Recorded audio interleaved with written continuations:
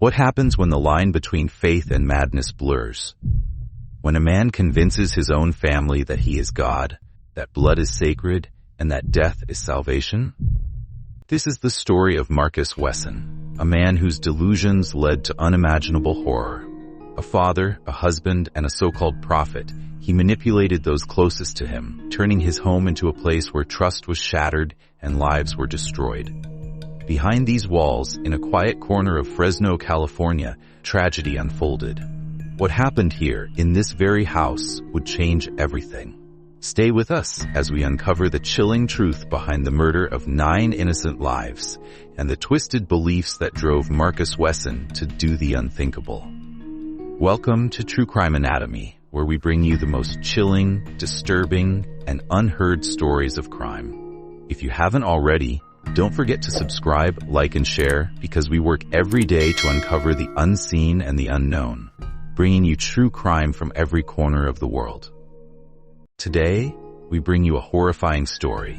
It will leave you questioning how a man could manipulate his own flesh and blood into believing he was their God, that blood was sacred, and death was their salvation. This is the horrifying true story of Marcus Wesson, a man who by 2004 had transformed his family into prisoners of his delusions, binding them together with a combination of fear, incest, and his warped religious beliefs. What began as an ordinary life for Marcus Wesson and his family in Fresno, California, would soon descend into an unimaginable nightmare. A nightmare in which Wesson, a man who convinced his daughters, nieces, and even his wife that he was divinely chosen, and that their bond to him was sacred, a bond sealed by blood. This manipulation would lead to one of the most horrifying acts of mass murder in American history. Marcus Wesson impregnated his daughters and nieces, children he manipulated and abused, fathering multiple children with them. His house became a prison where his victims were confined by the weight of his delusions. He convinced his children that their only purpose in life was to fulfill his twisted vision of salvation, a vision where death would be their only escape.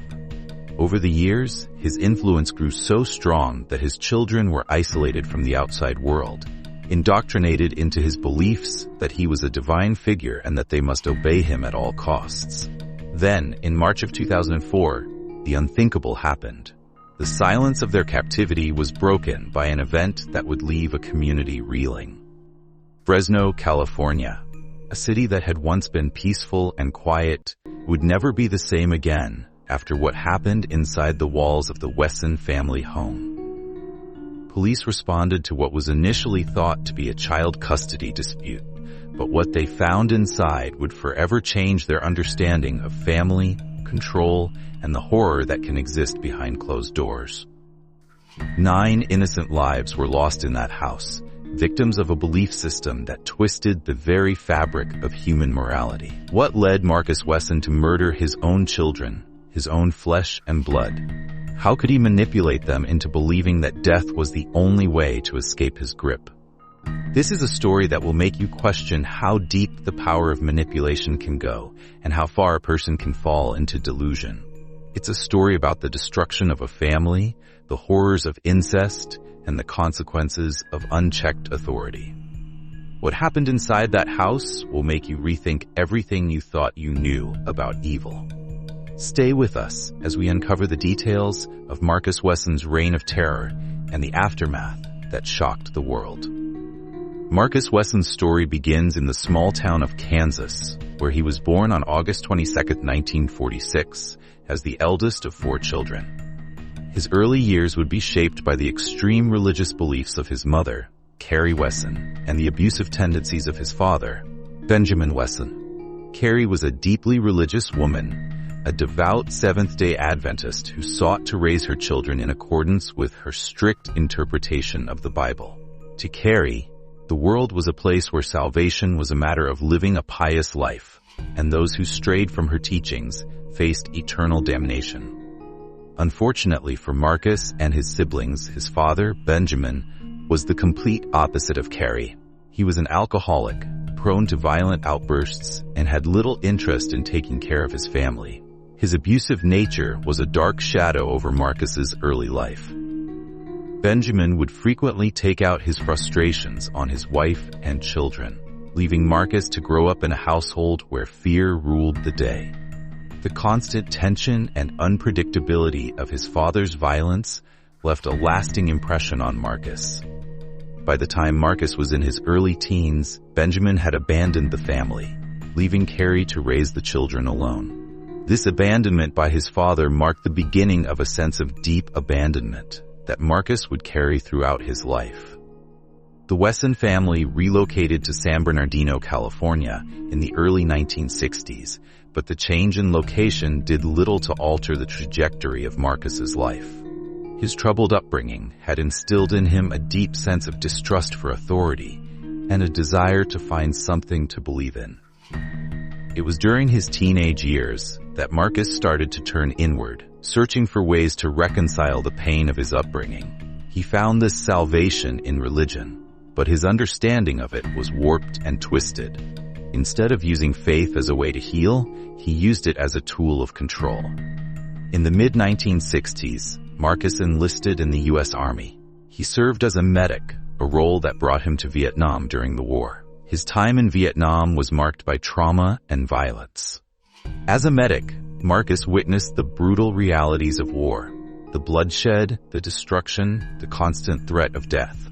The war was a place where the lines between life and death were blurred, and Marcus was constantly exposed to human suffering. The horrors he saw during his service were not just physical, they were psychological. The mental scars from his time in Vietnam would prove to be as damaging as any injury he sustained on the battlefield. The chaos of war contributed to Marcus's growing belief that the world was a place of constant turmoil, and only those with power and control could navigate it. When Marcus returned from Vietnam, he struggled to adapt to civilian life. He moved to San Jose, California, where he met and moved in with Rosemary Solorio, a woman much older than him. Rosemary had 8 children of her own, and Marcus quickly became part of their lives. It was with Rosemary that Marcus's behavior began to take an even darker turn. Over time, Marcus began to sexually abuse Rosemary's young daughter, Elizabeth, who was just 8 years old at the time. His behavior was not only criminal, it was manipulative. He preyed on Elizabeth's need for affection and guidance, knowing that she had no one else to turn to. It was in Elizabeth that Marcus saw an opportunity to create the perfect follower, one who would serve him, obey him, and eventually become his wife. By 1974, when Elizabeth turned 14, Marcus, who was 34 years old, married her. This was not just a marriage, it was an abuse of power and control. Elizabeth, having endured years of sexual abuse and neglect, had little choice but to submit to Marcus. Their marriage was the beginning of a new, disturbing chapter in Marcus's life. Within months of their marriage, Elizabeth gave birth to their first child, and over the next several years, they had 10 children together. Marcus's relationship with Elizabeth and their children was not based on love or affection, but on manipulation and fear. In the years that followed, Marcus's family grew, and so did his control over them. Elizabeth's younger sister, unable to care for her own 7 children due to a drug problem, handed them over to Marcus. Marcus did not work a regular job, but instead lived off welfare, forcing his adult children to give him all their earnings. He didn't just control their finances, he controlled every aspect of their lives. The Wesson household became a place where obedience was enforced through fear, where loyalty to Marcus was demanded, and where any attempt at independence was punished. Marcus believed that he was the only true authority, the one who held the keys to salvation. He convinced his children and grandchildren that he was, in fact, God, and he taught them to worship him. He claimed that Jesus Christ was a vampire, and that the end of the world was coming. He also taught that the girls in the family, his daughters and nieces, were destined to become his wives. In Marcus's world, there was no room for individual thought or autonomy. The only purpose was to serve him. Marcus took his obsession with control even further when he began to homeschool his children, using his own distorted version of the Bible as the curriculum. He preached a twisted form of Christianity, a belief system that served only to reinforce his dominance.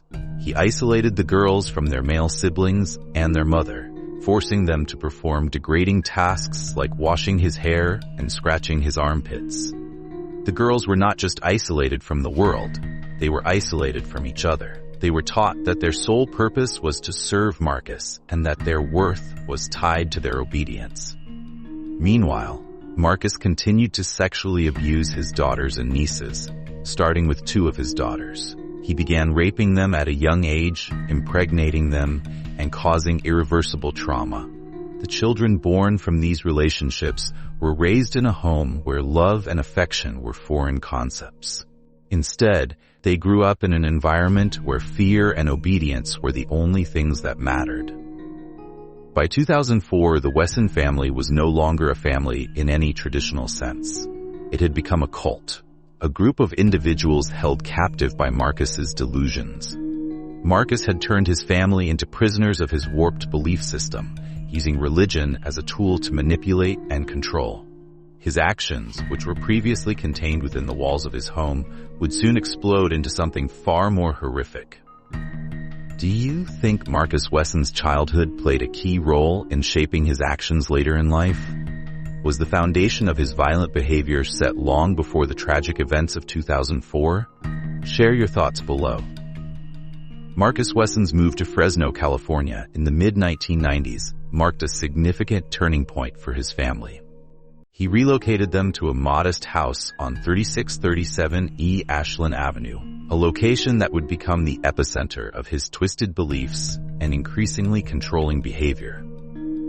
By this time, Wesson had fully embraced the role of a self-proclaimed prophet, and his power over his family had grown. His teachings were no longer just about religious devotion, but about domination. He had constructed a system where he was the ultimate authority, the one to whom all others must submit. In this environment, fear and manipulation were tools he wielded expertly. He convinced his family that he was more than just their father. He was a godlike figure. He reinterpreted religious texts, twisting them into a doctrine that supported his dominance. His children, many of whom had been born into his web of manipulation, believed in his twisted version of Christianity. They saw him not as a man, but as a higher power, a being above reproach. Wesson taught his children disturbing lessons about incest, claiming that they were bound by a divine will that justified such acts. He preached that the world was coming to an end and that only through obedience to him could they achieve salvation. Over the years, Wesson's control grew tighter. His adult children, including his daughters, were kept isolated from the outside world. They had no access to education or normal social interactions, other than those within the confines of their home. His influence over them extended far beyond spiritual teachings. He controlled their lives in every way. The children were subjected to his will, forced to obey his every command, and in some cases, even to bear his children. The twisted dynamic within the Wesson household became a breeding ground for suffering, abuse, and ultimately murder. On March 12, 2004, the house on Ashland Avenue would be the site of a horrific confrontation. Law enforcement had been investigating Wesson for months after receiving disturbing reports from neighbors and former members of the family.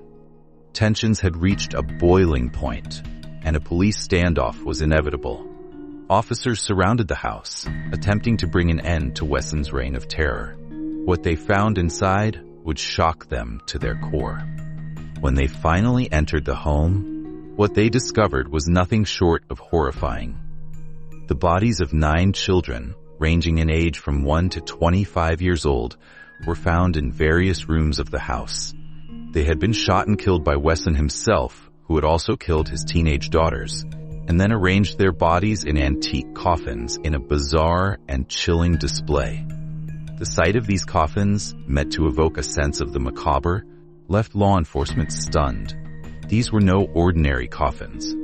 They were a part of Wesson's disturbing vision of life and death. The moment the police arrived, they were met with a tense standoff. Inside, Wesson was still trying to maintain control, but his empire was crumbling. The officer's arrival marked the final act in a tragic story that had been building for years. It was clear that Wesson had fully believed in his divine right to end the lives of those who had once worshipped him. The children, many of whom had been subjected to unimaginable abuse, were now part of a grisly narrative that would be impossible to forget. As law enforcement moved through the house, they found evidence of the years of abuse and manipulation that had taken place. Wesson's twisted belief system had permeated every aspect of his family's life, leaving deep scars that would never heal. The killings were not just a crime of passion. They were the culmination of years of mental and emotional torture. Wesson had carefully crafted an environment where his word was law, where he controlled every aspect of his family's existence. For him, this final act was not murder. It was the fulfillment of his deluded mission. The aftermath of the crime was equally chilling. Police found numerous journals, letters, and religious texts, all of which were used by Wesson to justify his actions. These documents gave insight into the mind of a man who saw himself as a deity, who believed that his authority was absolute. The murders, horrific as they were merely the culmination of a larger, more complex web of psychological manipulation and control. The discovery of the bodies and the coffins left an indelible mark on the city of Fresno and on the nation as a whole. The case would be discussed for years to come, with many questioning how a man could have so much power over his family and how he could convince them to participate in such unthinkable acts. As the investigation unfolded, the true extent of Marcus Wesson's delusions came to light. He had convinced his children that death was a form of salvation, that their loyalty to him would ensure their place in some twisted version of the afterlife. His belief in his own divinity and control over life and death was not just a delusion, it was a reality he had created for his family, one that led to a horrific conclusion. What could drive a person to commit such unspeakable acts? What could make a man believe that he had the right to control life and death? These are the questions that linger long after the facts have been laid bare. Wesson's actions were not simply a result of mental illness or abuse. They were the product of a man who had convinced himself that he was invincible, above all earthly laws, and that his authority was unquestionable. The tragedy of the Wesson family serves as a chilling reminder of how powerful influence can be, especially when wielded by someone who has no regard for the lives of others. It raises questions about the nature of control and the consequences of unchecked power. And perhaps most haunting of all, it forces us to ask ourselves, how far can one man's delusions reach before they destroy everything in their path? What do you think could drive a person to commit such unspeakable acts? What would lead someone to believe they had the right to control life and death? Share your thoughts below. The first major challenge in the investigation was determining who had actually carried out the murders. Wesson initially told investigators that his daughter, Sabrina, was the one responsible for killing the children, claiming that she had acted alone. According to him, Sabrina had become the mastermind of the killings, driven by her own twisted thoughts and feelings. This defense seemed far-fetched to many, but it was enough to raise doubts in the early stages of the investigation. Could a young girl, still living under the grip of her father's control, have committed such heinous acts without his direct involvement? In an attempt to back up his defense, Marcus Wesson claimed that Sabrina had killed the children while he was not at home. But this statement didn't line up with the evidence. Forensic evidence soon became a key part of the case, and it didn't support Wesson's story. Investigators found that Sabrina's DNA was discovered on the gun that had been used to shoot the victims. This led to confusion and uncertainty. How could Sabrina's DNA be on the weapon? But Wesson's hands showed no gunpowder residue, suggesting that he had not fired the gun. The forensic evidence revealed a complex picture. Sabrina's DNA on the gun was a significant piece of the puzzle, but it didn't tell the whole story. Investigators also found that there was no gunpowder residue on Marcus Wesson's hands. This seemed to contradict the claim that he had fired the weapon, but it didn't rule him out as the mastermind behind the killings. It was clear that the case would be far more complicated than anyone had anticipated. The investigation stretched on for months as detectives worked to piece together the facts. They found that Marcus Wesson had, for years, created a system of psychological control and manipulation over his family. His influence had been absolute. Many of his children had grown up believing that his will was divine. In this environment, it seemed possible that Sabrina, under her father's complete control, had acted in a way that she thought was in line with his teachings. But did this make her the true killer? Or had Marcus Wesson manipulated her, just as he had manipulated everyone else in his family? As the investigation continued, the case took on a psychological dimension. Experts in the field of criminology and psychology began to weigh in. They explained that Marcus Wesson's behavior fit the profile of a cult leader, someone who uses psychological manipulation to bend others to their will. Wesson had created an environment where obedience was mandatory, where dissent was punished, and where children were taught to believe that his version of reality was the only truth. In a setting like this, it was possible that Sabrina, like many of her siblings, had been groomed into committing horrific acts under the influence of her father. Psychologists explained that the dynamics of a cult, especially one that centers around a single, dominant figure, can often lead to individuals becoming brainwashed. In the case of Sabrina, her actions may have been the result of years of manipulation and coercion. This raised an important question. Did Sabrina truly have the capacity to act on her own, or had she been so controlled by her father that she saw no other way to carry out his wishes? Forensic experts also delved deeper into the evidence, examining the weapons used and the condition of the crime scene. They found that the bodies had been placed in a deliberate manner, with the coffins and the arrangement of the victims suggesting that someone had carefully planned the murders. This raised more doubts about Wesson's claim that his daughter had acted alone. The meticulous nature of the crime suggested that the killer, or killers, had knowledge of the family's bizarre religious practices and had been living in that environment for years. The investigation team struggled to navigate the emotional and psychological complexity of the case. Many detectives expressed frustration over how difficult it was to separate the facts from the emotional weight of the story. This wasn't just a case about murder. It was about a family held captive by a man who had created a world where everything, even life and death, was subject to his will. In the end, the investigation revealed that Marcus Wesson was not just the man who pulled the trigger on that fateful day. He was the mastermind behind the entire plot. While Sabrina may have physically fired the gun, it was Wesson who had manipulated her into believing that she was carrying out a divine mission. The layers of psychological manipulation, the twisted belief system, and the years of abuse all came into focus as the investigation continued.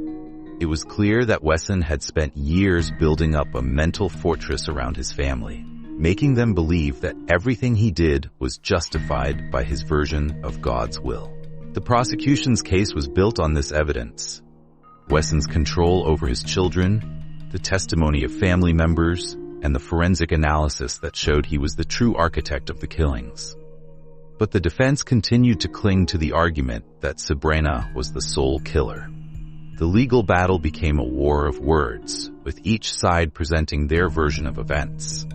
The public watched closely, and the media followed the twists and turns of the case, captivated by the shocking details and the complex psychological factors at play. As the trial unfolded, many people struggled to come to terms with the idea that a father could so completely control his children. How could someone convince their own family that they had the right to end lives in the name of religion? The psychological manipulation and emotional trauma experienced by the Wesson children were incomprehensible, and many questioned how such a tragedy could have gone on for so long without intervention. What do you think about the defense's claim? Was Marcus Wesson the true mastermind, or did his daughter act alone? Let us know what you think in the comments. As the investigation continued, many began to question the true motive behind Marcus Wesson's actions. What drove him to commit such horrific crimes against his own family? Was it a thirst for power, or did he genuinely believe in the twisted religious teachings he imposed on his children? It was a question that haunted both investigators and the public alike. Wesson's behavior suggested an overwhelming need for control. He manipulated his family, convincing them that he was a divine figure. He didn't just demand obedience, he made them believe that his every word was the will of God. His actions seemed to stem from an unshakable belief in his own power. Wesson had effectively created a world where his control over his children was absolute. The lines between religion, authority, and abuse became dangerously blurred. But was it just about power? Some experts argue that Marcus Wesson genuinely believed in the teachings he had imposed on his family. His warped interpretation of Christianity, which included bizarre teachings about vampires and Armageddon, seemed to be a reflection of his mental state. Wesson may have been so consumed by his delusions that he believed what he was doing was justified. Maybe he thought he was saving his children or preparing them for some greater purpose. He truly saw himself as a religious leader, one with ultimate authority over life and death. Another possible theory is the role of Elizabeth, Sabrina's mother, in this twisted family dynamic. Elizabeth had been married to Marcus since she was just 14 years old. She had suffered years of sexual and emotional abuse at his hands, and her role in the family was largely one of submission. Some speculate that Elizabeth may have been complicit in the crimes, or at the very least, aware of the horrors taking place in the house. It's possible that Elizabeth, too, had been so brainwashed by Marcus that she believed his teachings and was either unable or unwilling to protect her children from him.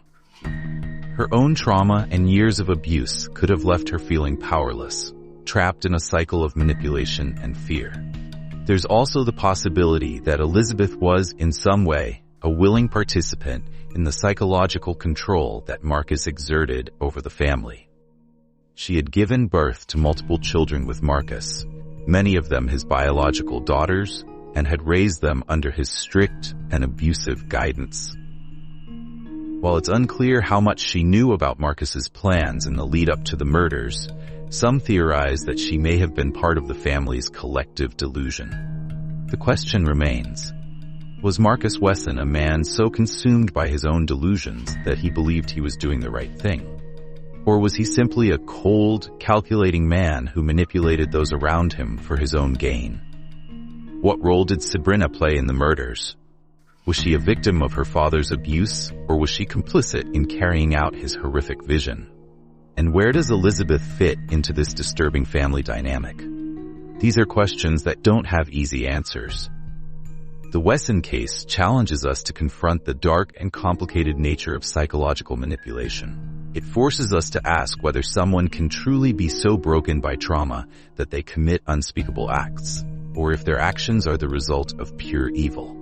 The truth may lie somewhere in between. But the impact of Marcus Wesson's control over his family will leave a scar that will never fade. What do you think? Was Marcus Wesson driven by pure evil, or was it a result of years of deep psychological trauma and manipulation? Comment below with your thoughts. The trial of Marcus Wesson was a turning point in the case.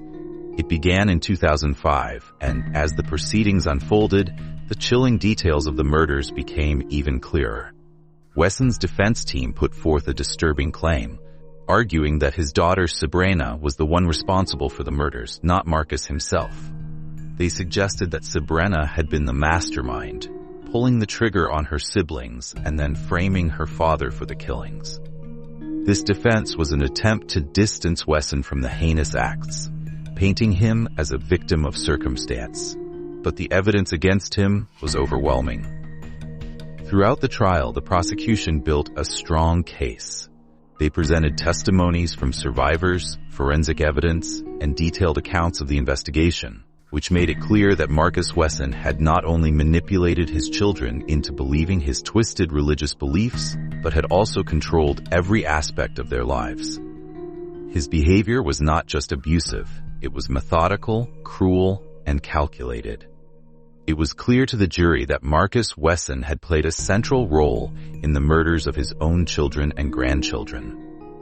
One of the most damning pieces of evidence was the DNA found on the gun, which linked Sabrina to the weapon, but there was no evidence that suggested she acted alone or without her father's direct influence.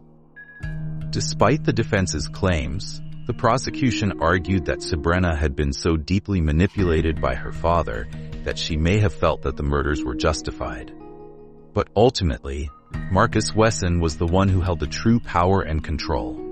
In the end, Marcus Wesson was convicted of 9 counts of first-degree murder and multiple counts of sexual abuse and incest. The jury found him guilty of being the primary instigator of the killings. Wesson's defense, which tried to deflect responsibility onto his daughter, failed to convince the court. The evidence, combined with the testimonies of surviving family members, made it clear that Wesson's actions were deliberate and intentional. The sentencing came swiftly after the conviction. On May 25, 2005, Marcus Wesson was sentenced to death by lethal injection. The courtroom was filled with emotion as the families of the victims looked on, some relieved that justice had been served, while others grappled with the profound loss they had endured. Wesson's crimes had torn apart a family, leaving scars that would never heal. His actions, driven by a toxic mix of power, control, and delusion, had shattered the lives of those closest to him. In the years that followed, Wesson's appeals for a reduced sentence were rejected. He remained on death row in California, where he has continued to fight his conviction. However, his chances of ever receiving a new trial or having his sentence overturned are slim. The evidence against him is too strong, and the brutality of his crimes too undeniable. For the surviving family members, the path to healing has been long and painful. Many of them have had to rebuild their lives from the ground up, grappling with the trauma of the murders and the manipulation they suffered at the hands of Marcus Wesson. Some have gone on to speak publicly about their experiences, hoping to raise awareness about the dangers of psychological manipulation and cult-like behavior. Others have chosen to remain silent, keeping their memories of the victims close while trying to move forward with their lives. The community of Fresno, too, was forever changed by the events of March 12, 2004. What had once been a quiet, unassuming neighborhood was now a place marked by a tragedy that would not soon be forgotten. Local residents were shaken to their core, many of them struggling to comprehend how something so horrific could happen so close to home. For those who lived near the Wesson family, the discovery of the bodies and the details of the case left a lasting impact, and the memory of that dark day would linger in their minds for years to come. As we look back on this case, we are left with the lingering question: was justice truly served? Was Marcus Wesson's death sentence fitting for the atrocities he committed? Or is there a deeper truth that remains hidden beneath the surface of this tragic story? His actions devastated an entire family, and his legacy is one of manipulation, abuse, and murder. For the victims, justice may never fully heal the wounds that were inflicted upon them, but it is clear that Marcus Wesson will never again have the opportunity to hurt anyone. Do you believe justice was served in this case? Was Wesson's sentence fitting for his crimes? Let us know what you think in the comments. Marcus Wesson's story is one of manipulation, control, and unfathomable tragedy. It is a chilling reminder of how deeply one person's warped beliefs can impact the lives of many. Wesson's ability to convince his children that he was the only authority, the only truth, leaves us grappling with uncomfortable questions. How could someone twist faith into a tool of oppression and violence? How did he manage to convince his family that his version of reality, one that involved incest, death, and a delusional belief system, was the only truth they needed to accept? It is a case that forces us to confront the dangers of unchecked authority, and the harm that can come when individuals give up their autonomy and their critical thinking. Wesson's manipulation wasn't just about controlling their actions. It was about rewriting their reality, making them believe that everything he said was sacred, that his every word was law. In the end, it wasn't just a father abusing his children. It was a man who had completely twisted the minds of those closest to him, turning them into vessels for his sick beliefs. This case leaves us with a critical thought. What happens when someone is able to convince others that their version of reality is the only truth? How does this power get to the point where it leads to unspeakable actions? It's a question that extends far beyond the story of Marcus Wesson, one that lingers in our minds long after the case has been closed. As we reflect on this case, we are left to consider the dangers of blind faith and the potential for control in any relationship, particularly when a figure of authority takes advantage of it. Do we give too much power to those who claim authority? Do we allow ourselves to be manipulated by the promises of salvation, of protection, or of love? The tragic fate of Marcus Wesson's family is a stark reminder of what can happen when trust is abused, when reality is distorted, and when the power of control goes unchecked. What does this case tell us about the dangers of blind faith and control? Do we give too much power to those who claim authority? Leave your thoughts in the comments, and remember to stay vigilant, for it is through understanding these dark truths that we can begin to protect others from falling prey to such manipulation. If you found this story chilling, hit that like button, and don't forget to subscribe for more gripping true crime stories. We'll continue to bring you the darkest and most shocking cases, so stay connected for the next one. Next time, we'll unravel another dark and disturbing case. Make sure you don't miss it. What do you think should happen to Marcus Wesson now? Let us know your thoughts in the comments. We'd love to hear your opinions on this horrifying case.